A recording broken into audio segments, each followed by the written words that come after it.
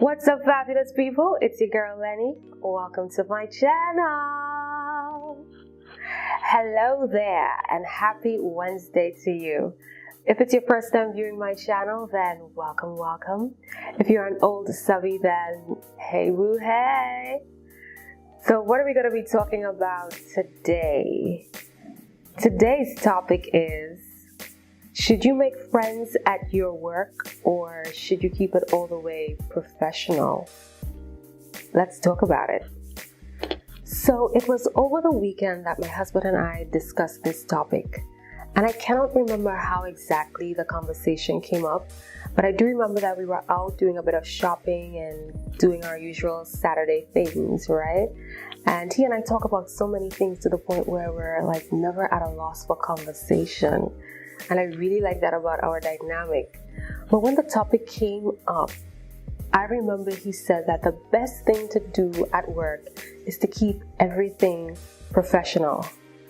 And I agreed with him 99% of the way.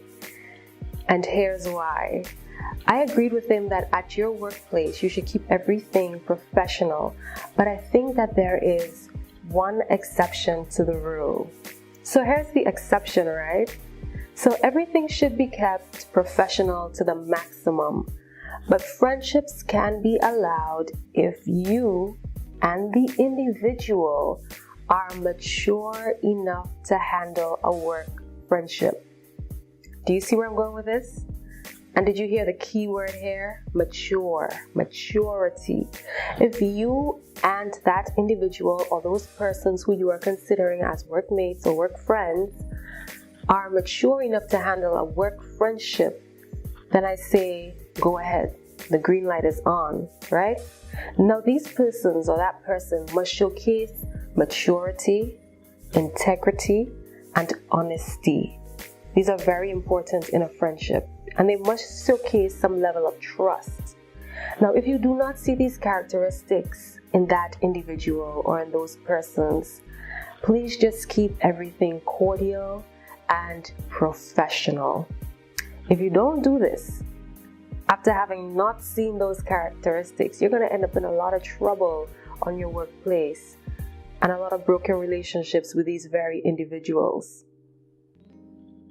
Now, the reason for this exception is because I have actually met some mature people at my workplace, and I have been able to foster some really good and meaningful friendships with them, right?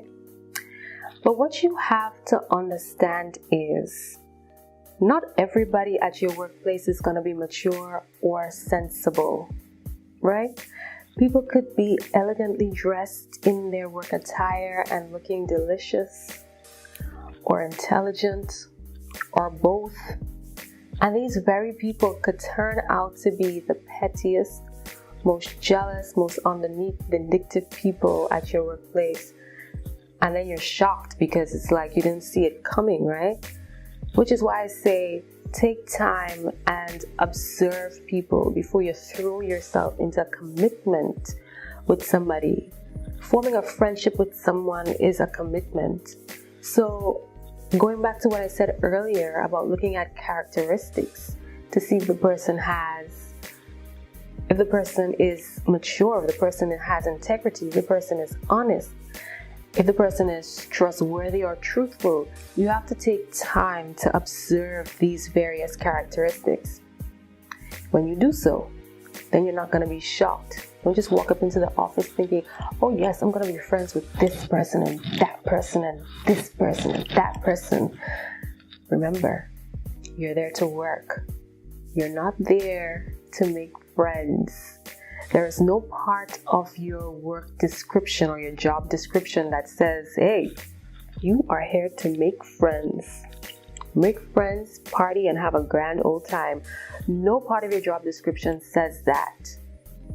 So you are not even there to make friends. And that is something that a lot of people get confused with. They think that they go to work and, oh, I'm at work, so I might as well make friends. Separate your work people and your work relationships from your actual friends and family. You see the difference there? So mature workers are interested in getting the day's work done. And they have a keen or genuine interest in you or your well-being in general. And I'm not talking about being nosy or fast. Because some people pretend to care about you just to find out what's going on in your life or just to find out your business, but they don't really care about you. So, for example, they might send you a message or call you on the phone or meet you on the street and say, so how are things with you? How is work? How is this? How is that? And then you begin to divulge information and say, well, this is going on at work and this is going on personally and this is this over here and I'm taking a trip next year and I'm going there and blah, blah, blah, blah, blah. And then you turn around and you ask that person, and what about you? How are things with you? How are things with work? And how are things with this? And how are things with that? And that person turns around and be like, oh, everything's good. Everything's good. I'm just good. Oh, listen. Stop telling that type of person your business. Stop divulging information to somebody like that. That person is only interested in reaping your information, getting stuff from you. Come on, people, it's 2018. It's time to differentiate between good friends and people who are just passing through. Some people are not genuinely trying to find out how you're doing. They're trying to rig your information, okay? So if you've had that experience, it's time to wise up. Maybe you could monitor it a couple times after that person might message you again or call you again or see you on the street. And when they ask you stuff, just mention a little bit of something and then turn around and ask them the same questions. What about you? And if the answer keeps turning up to be, oh, I'm good, everything's good, yeah, things are good, just good. That one answer question after you've just divulged information because you consider that person a friend, stop. Okay? So mature people are genuinely or keenly interested in you and your well-being in or outside of work. That's how you can tell the difference, right? And they also know when it's time to work and when it's time to play. And they can differentiate between the two. They know you have to have a balance and that there is a time and a place and a season for everything. Immature people don't know that. Immature people always want to work, always want to play. There's work to do, but it's like, we can do that a little later. You always find them in the office on YouTube or on Facebook. And then when it's time to do their work, you see them scrambling to get it done, or they make the most noise or quarrel the most in the office. And the thing is, they have the time frame to get their work done, but they never do it because they're lazy as hell, right? So, back to mature people. They know when to differentiate between the two, when it's time to work and when it's time to play. And let me let you know here that maturity does not refer to age here. Because you could be 45 years old and very, very immature. And then you might find a 25-year-old who's extremely mature, right? So maturity refers to your mind, your mindset. Because your mind will eventually influence your behavioral patterns, what you do. As a man thinketh, so is he. So, when I told my husband this exception to the rule, he agreed with me. So I got major wife points. So there are many pros and cons to forming office or work friendships, right? And we're going to start off with the pros first, because everything always starts off so great and everybody just feels like they're BFFs and they can't wait to get to work because they have their friends there, right? So pro number one is that you will actually have somebody there to look out for you. So let's say you missed a meeting. This person is going to fill you in on all the details that you missed in the meeting. Or if there are company benefits, this person is going to make sure that you get in on all the good benefits of the company, right? The second pro is that you have somebody to go to office meetings with. those long, boring office meetings, or you have somebody to attend the company's socials with, those awkward socials where you go and everybody just kind of stands in a corner, or if you don't know the people, you can't interact or socialize. You have somebody there to go with you to these types of functions, right? And the third pro is that you're actually going to have somebody there who is going to check up on you. So if you missed work for a few days or you missed work for a day, you could be sick. That person is going to call you, check up on you, see if everything's okay with you, possibly pass a message on to your supervisor, your manager, your boss, to tell them that you're unable to get to work or that you were trying to call in and that you're not able to get through. Pass a message on for you, right? And the last sort of fourth benefit is that you just have somebody to talk to, right? Because some people like that type of interaction when they get to work. They need somebody to talk to. And there's nothing wrong with that. There are other people who can go to work and all they want to do is stay focused and get the job done and then leave the workplace and go and have fun, right? So those are the 4 benefits. And of course, there are other benefits, but let's look at what the cons can be. So now we move on to the cons. And the cons are usually associated with immature people. You're going to see why I told you at the very beginning that the exception is to make friends with mature people. Con number 1. If the friendship goes awry, this work friend that you had is going to go and talk about you behind your back to all the other co-workers, right? And if you divulged any personal information to that person, they're going to dish it out to all these people who you never even spoke to before. And now all these other people are going to be forming an opinion about you without ever having a personal relationship with you, right?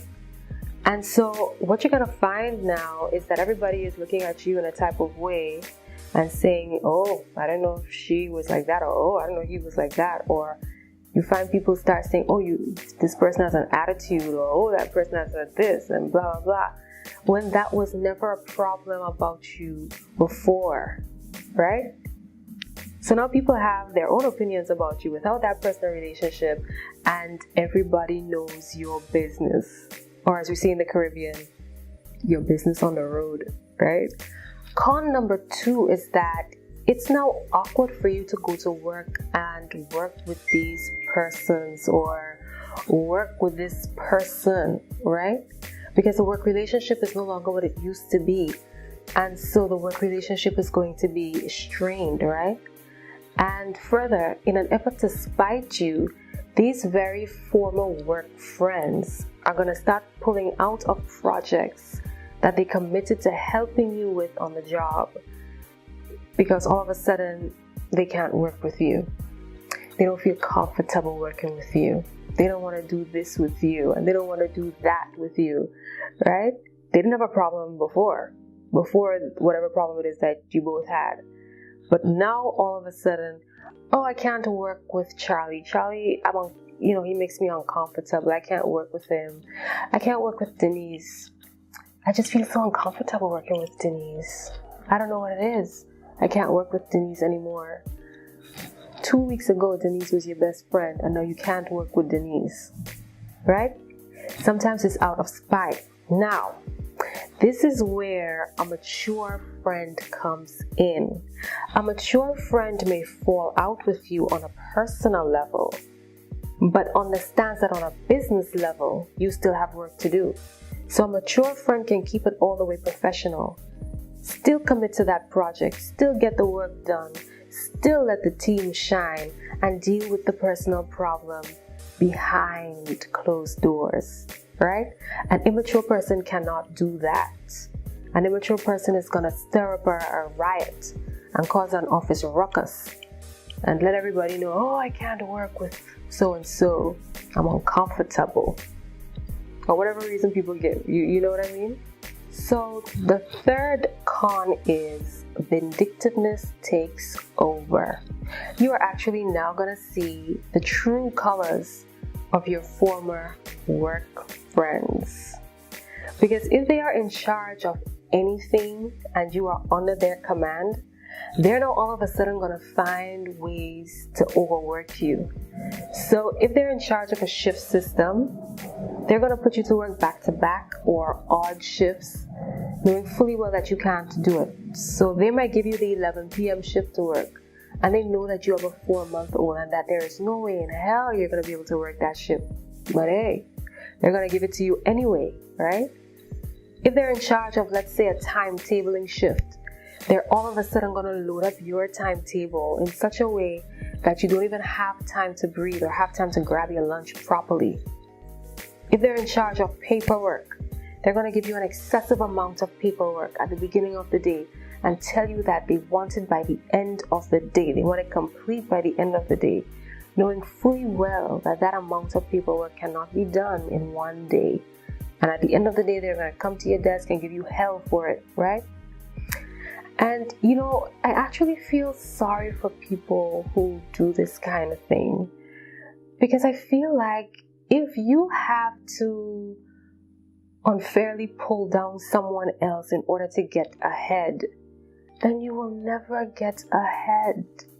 Or if you do get ahead, your victory is going to be short-lived or temporary, and it's not going to be fulfilling at all, right?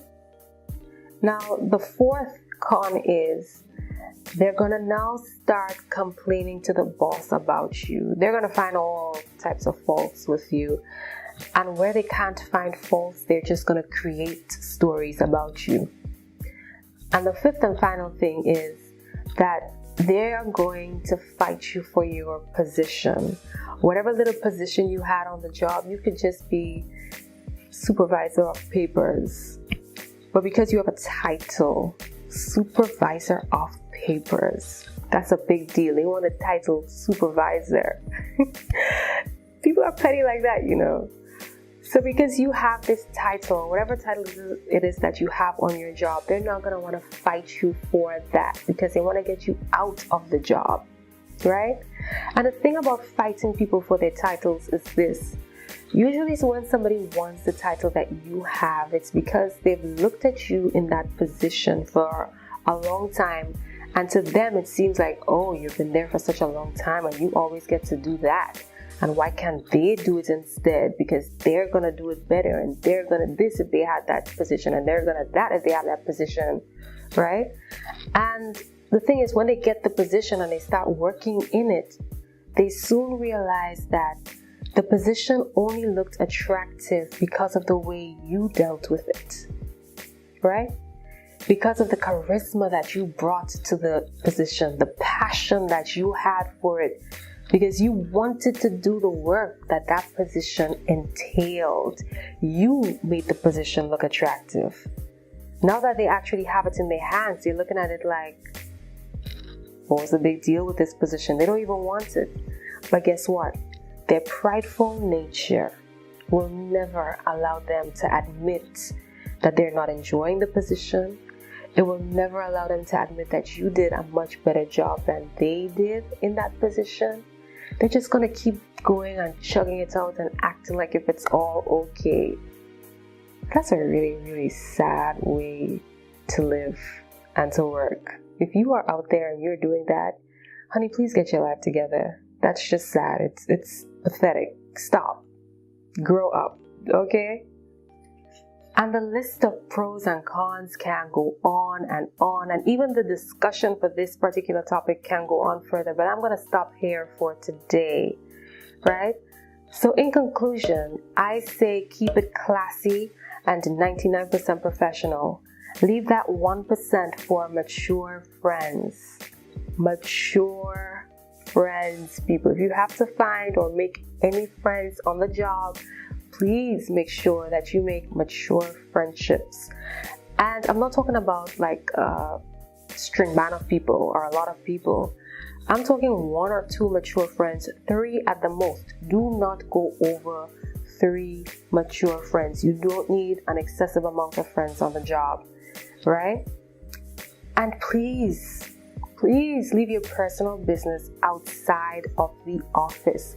Remember, these people are not your close friends. Neither are they your family members, right? You have your family members and your close friends to discuss personal things, but when you get to work, you are there to work. Go search your job description and see if any part of your job description says make friends. Make lots of friends on the job. Job descriptions don't usually say that because you're not there to make friends. You are there to work. But like I said, in the event where you feel like you need a friend on the job, look for that mature friend and foster that friendship of integrity, maturity, trust, and honesty, right? So, this is where I'm going to end my Wednesday talk. I'm off to do some research because I'm in the middle of my master's project and I have a few other little things that I have to do today. So, I wish you guys an excellent Wednesday. I hope that you have a blessed day at work. Keep your friendships mature and join me again next Wednesday for another juicy chit chat between you and me, right? And by the way, did you catch last week's video? If you didn't catch last week's video, I'm gonna leave it up in the iCards somewhere here for you. Or is it there? I think it might be here. I'm gonna leave a link for you in the iCards. Go check it out. Count your blessings. That was the topic last week. So I'm going to catch you guys next Wednesday, God's willing. But before I go, of course you know what we do by now, right? We just have to do it. Are you ready? Are you sure? Let's do it. Be you, stay true, and let your authentic self shine. Bye!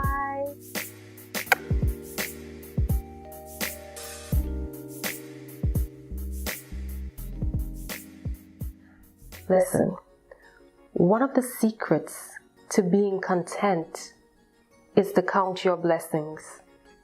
If you want to multiply the joy in your life, count your blessings. If you want to have a constant smile on your face, count your blessings. Have you ever realized that the more you dwell on your misfortune or the problem that you have,